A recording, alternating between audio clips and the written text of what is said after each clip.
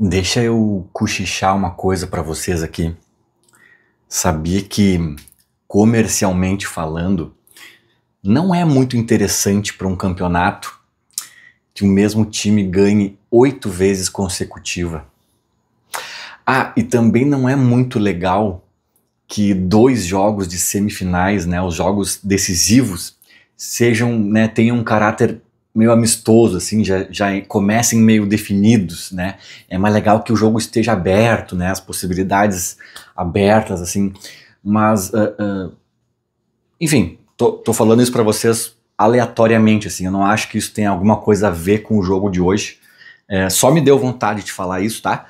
Mas agora eu vou falar especificamente desse jogo do Grêmio contra o Juventude.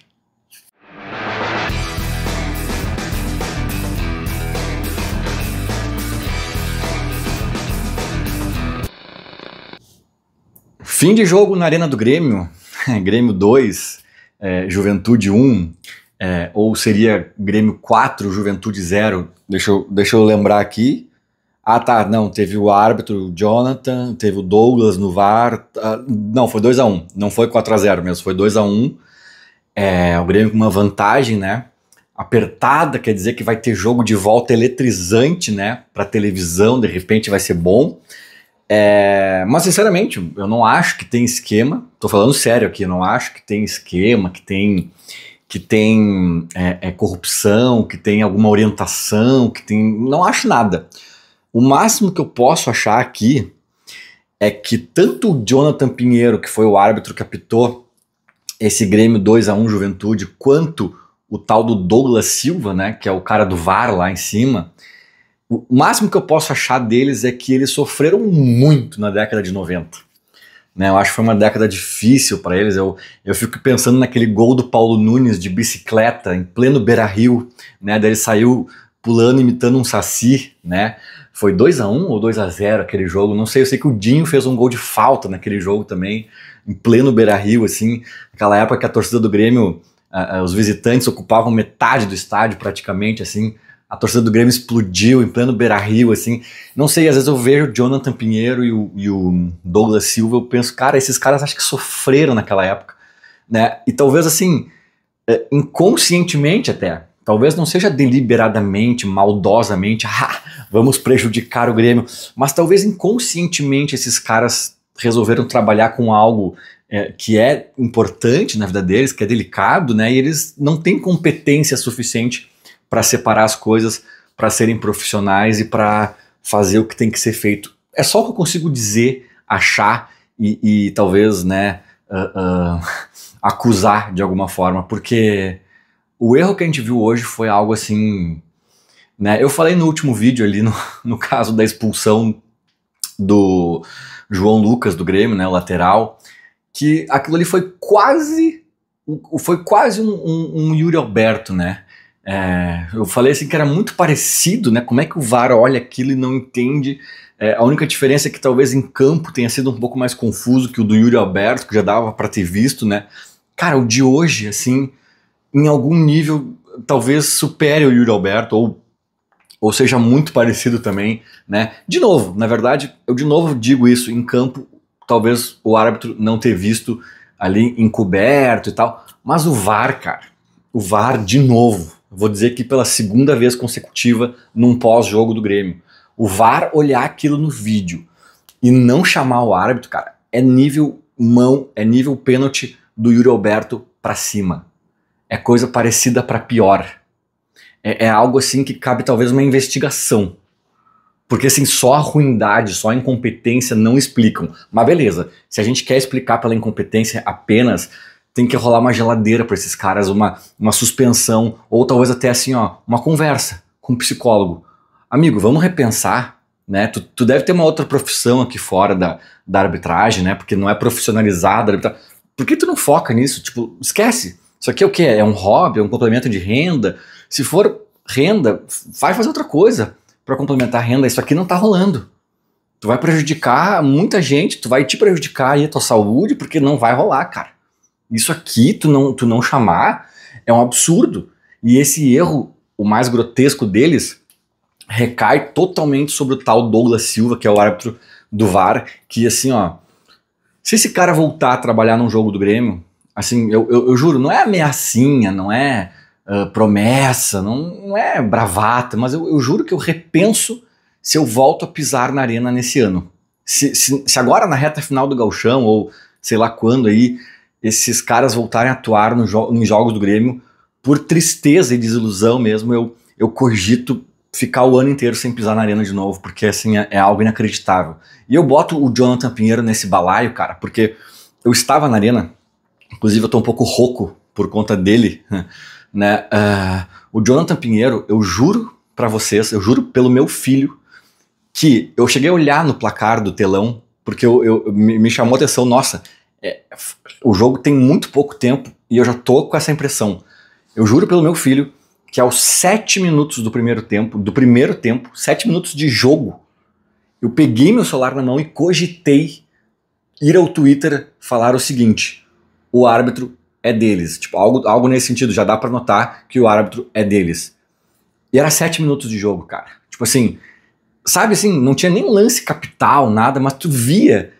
Cara, eu vou fazer 40 anos em agosto, né? Meu pai me levava no Olímpico desde os meus 5, então eu tenho 35 anos de cancha, né? Praticamente todos os jogos do Grêmio, ou muitos jogos do Grêmio, pelo menos há 25 anos eu vou aos jogos já com uma noção boa, né? Então assim, a gente entende, cara, né? A gente sabe, a gente vê arbitragens que até às vezes estão mais caseirinhos para nós, né? Que às vezes é bom, ou às vezes estão mais contra o Grêmio, ou às vezes são, que acho que talvez seja a maioria, que são apenas muito ruins, que erram no aleatório, no shuffle, assim, para um, para outro, e irritam todo mundo. Tem árbitros seguros, tem de tudo, né, cara? Mas assim, a gente vê quando esse cara aí sofreu com o Paulo Nunes. Esse cara aí tem alguma, ou sei lá, tem alguma questão com na época do Renato, né? Ele não gosta do Renato. Ou ele não tem alguma questão com algum jogador. Não sei, sabe? Né? Para não desconfiar de coisas mais mirabolantes e teorias da conspiração, às vezes eu tento pensar que é o inconsciente do cara, é uma coisa que tá ali que ele, sem querer, porque, cara, nos primeiros minutos de jogo, então assim, o erro clamoroso é do VAR, mas o árbitro também foi patético. Ele também foi tenebroso, cara. E muita coisa era pro Juventude, muita inversãozinha, muito não sei o que, deixou de dar também, talvez, aí também entra o VAR de novo, né? Um vermelho pros caras da Juventude, um cotovelaço na cara do Christian Oliveira, né? Só assim, não vou nem ficar entrando em lances de jogo, porque eu não quero tornar esse vídeo gigantesco para falar de arbitragem, mas só para fechar, assim, o árbitro é tão ruim, cara, tão ruim, que quando ele anula o gol do Grêmio, que daí misteriosamente o VAR viu, né? Nossa, o VAR acordou, ele devia estar no banheiro lá com uma diarreia, e naquela hora ele estava recuperado. Quando ele vai no VAR ver se anulava o terceiro gol do Grêmio ou não, e de fato anula, ele volta pro campo, gente, e ele faz um sinal apontando a bola pro meio, que é de gol confirmado. Tipo, porque a falta foi no meio do campo, ele quis dizer, não, foi falta ali. Mas sabe, faz o básico, que é assim, ó, cancela, que os árbitros fazem esse gesto, né, te expressa melhor. Os jogadores do Grêmio e a torcida comemoraram. Daí os caras do Juventude falaram, não. Aí ele foi lá e, não, gente, não, era falta. Sabe? E depois tem um lance, logo depois, assim, que é uma falta no Grêmio. Uma falta sofrida, né, acho que pelo Edenilson, talvez, que daí os caras meio que se enroscam ali, e ele pega e marca apontando pro lado do Juventude, e daí o estádio explode, o Edenilson surta dele, não, me enganei, é pra ti mesmo a falta, ele apontou pro lado errado, sabe?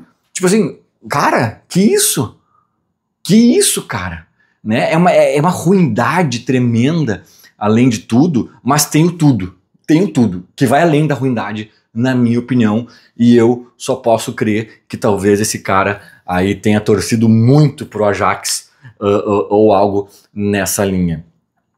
Cara, vamos parar de falar disso, né? Eu estava esperando as coletivas para gravar, também porque eu vim da arena e é correria e tal, mas que bom que o Rossato se manifestou. Acabei de ouvir a fala dele, ele praticamente parou de falar e eu liguei minha câmera aqui.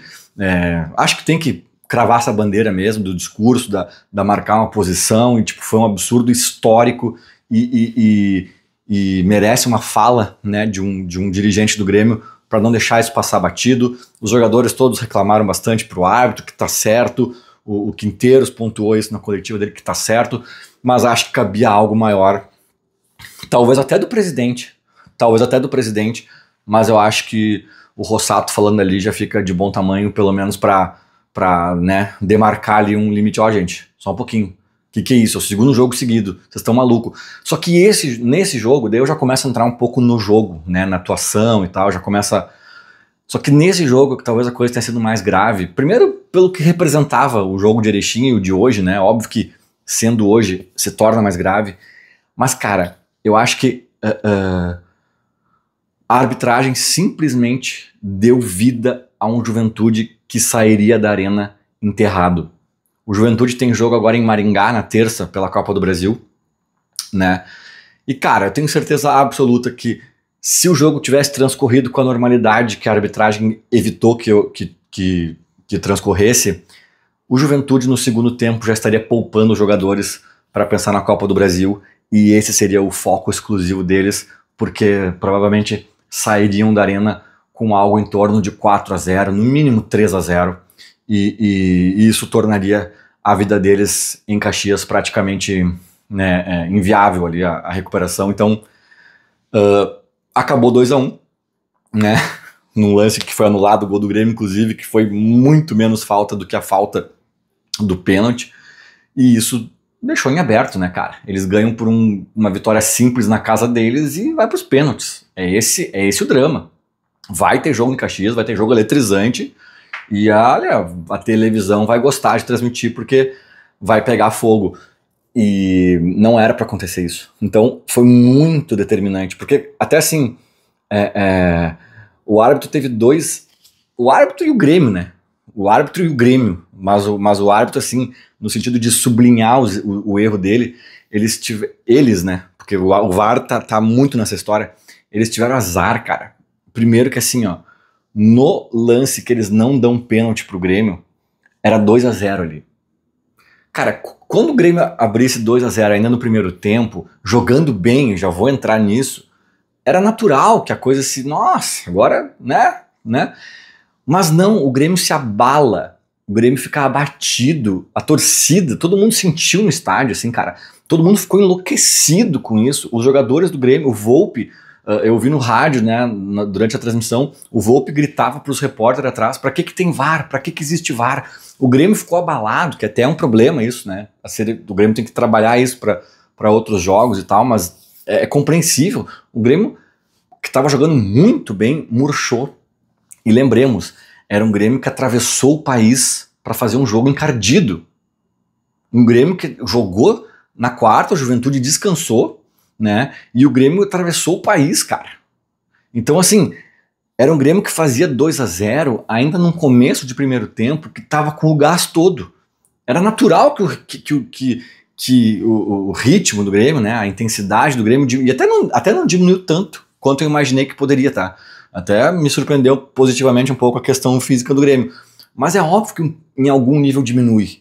Então era ali a hora para tocar 2-0. Daqui a pouco o Juventude tonteia, já toma o terceiro, não vê nem de onde veio, né? Mas não, teve um azar ainda na história que o cara não deu o pênalti, que seria o 2-0, e logo em seguida o Grêmio tomou um gol de chiripa com uma bola desviada, sem nenhum merecimento. O Juventude acaba encontrando aquele empate, que daí murcha mais ainda a arena, os jogadores do Grêmio talvez fiquem um pouco nervosos e tal. Então ali destruiu o jogo, né, cara? Era uma coisa que caminhava assim, ó, claramente para um vamos resolver aqui em Porto Alegre a parada, e daqui a pouco, pum, reviravolta daqui e dali, e acha um gol e sabe? Era simplesmente o 2-0 e virou 1-1. Isso aí mudou tudo, cara. Mudou tudo. E depois eu digo que eles tiveram um segundo azar, que foi aí a arbitragem, né, especificamente, que foi o lance do gol do Grêmio anulado, que eles ficaram numa encruzilhada. Cara, ou a gente comete 2 erros bizarros no mesmo jogo, ou a gente comete só um, só que, né, um para cada lado, sendo que são bem parecidos. Aliás, o pênalti foi mais pênalti ainda do que a falta que anulou o terceiro gol do Grêmio. né? Mas eles ficaram nessa encruzilhada. Tipo assim, acho eu que ficaram, né? Numa dessas não ficaram. Numa dessas o VAR lá tava saltitando de alegria quando viu a falta lá do Camilo, sei lá de quem lá no terceiro gol. Mas assim, sublinhou ainda mais o erro do pênalti. Porque eu tava ouvindo até na Gaúcha, né? O Jory falando... o Jory concordando que foi muito pênalti, não tem nem discussão e tal. Mas lá pelas tantas ele fez só uma ponderação, assim, no sentido de que talvez esse erro se justifique porque tem uma determinação do gauchão pro VAR ser menos... Como é que ele falou? Menos... Deixa eu tomar uma aguinha ao vivo aqui, que nem eu fiz na outra vez, que às vezes é importante. Mas é um VAR menos intrometido, não é bem essa palavra, mas tipo... Um VAR que se mete menos, assim, que interfere menos, com menos interferências. Um campeonato com menos interferências do VAR, era alguma coisa nesse sentido que seria orientação, né? Ele tava tentando achar um motivo pro erro clamoroso e de repente, os caras estão com essa orientação aí e numa dessa ele se perdeu nessa orientação, né? Porque, tipo, cara, tem lance que tem que interferir, não é questão de subjetiva, de opinião, de... Só que daí, cara, no lance do gol do Grêmio, o cara vai lá, o VAR vai lá e chama, aí caiu por terra, então não era aquilo, sabe? Não tem, então fica só uma bizarrice tremenda. Mas fato é que, como eu tava dizendo, né, o Grêmio tava jogando bem, o Grêmio tava jogando futebol para decidir o jogo em Porto Alegre. Isso é uma ótima notícia, porque a gente se assustou um pouco lá em Roraima, né, mesmo sabendo de gramado ruim, jogadores estreando sem treino, de viagem desgastante, ainda assim a gente dizia, cara, mas ainda assim tinha que fazer algo melhor. E isso somado aos 2 jogos de Série A que a gente tinha visto o Grêmio em campo esse ano, né, Grenal e o próprio Juventude, foram 2 jogos muito ruins do Grêmio. É verdade que o Juventude era com um time misto, e que se a gente considerar que o Grêmio hoje tem novos titulares, era mais misto ainda, era reserva, sei lá. Mas foi um jogo muito ruim do Grêmio, né? Então a gente também precisava, tipo assim, ver um Grêmio pegando um time de Série A e não, dizer só um pouquinho. Não, só um pouquinho. Aqui é o Grêmio, agora é o time mais perto do que o Quinteiros já deseja, é num gramado bom, ainda assim teve um desgaste, né, da viagem, mas não, só um pouquinho, a gente tá... Achei o Grêmio mais interessado, que é uma coisa que eu vinha martelando aqui, que o Grêmio às vezes era meio bunda mole, o Inter no Grenal tava querendo muito mais, no própria Copa do Brasil, parecendo meio, né, resignados, assim, com a derrota, tipo, hoje eu já achei que, não, essa lateral não é deles, é nossa, e fala com o árbitro, e se irrita, e corre atrás, e vai, né, o Kiki Oliveira esse parece que vai ser um baita reforço, já tá sendo, né, tipo assim, tô gostando muito, a Muzu também faz a correria dele interessante, o segundo gol foi um baita, aliás, os 2 gols, né, do Grêmio, diga-se de passagem, aliás, os 3, né, o terceiro não foi validado, mas também tudo boas jogadas, boas trocas, transições rápidas ali, então eu gostei muito do que eu vi, e assim, cara, se não foi fogo de palha, se não foi assim um dia que o Grêmio tava de aniversário e os jogadores de Juventude estavam, sei lá, abalados com alguma coisa, ou o técnico cometeu algum erro, se não teve alguma anomalia no que a gente viu hoje, eu não tenho a mínima dúvida que o Grêmio vai estar nessa final. Porque o Grêmio sobrou diante do Juventude, e mesmo sendo em Caxias o jogo, né, claro que agora tem um teor de jogo estar aberto, mas cara, dá pra segurar lá no mínimo um empate, né. Eu sei que se toma um gol lá, tá tudo aberto, vira drama, pode ir pros pênaltis, pode até tomar outro e a coisa desandar. E o Juventude não é um time bobo, bem pelo contrário, é um time que tem seus perigos. Mas eu confio que se o Grêmio tá de fato atingindo um novo patamar, que hoje deu a sensação de que pode estar, cara, eu acho que o Juventude não vai ser páreo, eu acho que a gente tá na frente deles aí, e tem toda uma semana para trabalhar, ainda para descansar. Eles vão ao Maringá na terça, né, dessa vez inverte um pouco a lógica, então eu acho que a gente tem tudo para passar, mas é inegável dizer que a gente já estaria na final, não fosse o senhor Jonathan Pinheiro e o senhor Douglas Silva, né, a dupla que destruiu o jogo de hoje na Arena. Menos mal que a gente conseguiu de alguma forma atenuar esse problema, pelo menos ganhando o jogo, pelo menos conseguindo uma vitória simples, porque, cara, poderia claramente estar falando aqui de um empate, poderia facilmente estar falando de um resultado muito pior e botar tudo na conta da arbitragem, que não seria absurdo. Mas conseguimos ao menos aí dar um passinho à frente para tentar resolver a vida lá no Jacone. Vamos acompanhar. Feito. Era mais ou menos isso. Falou, abraço.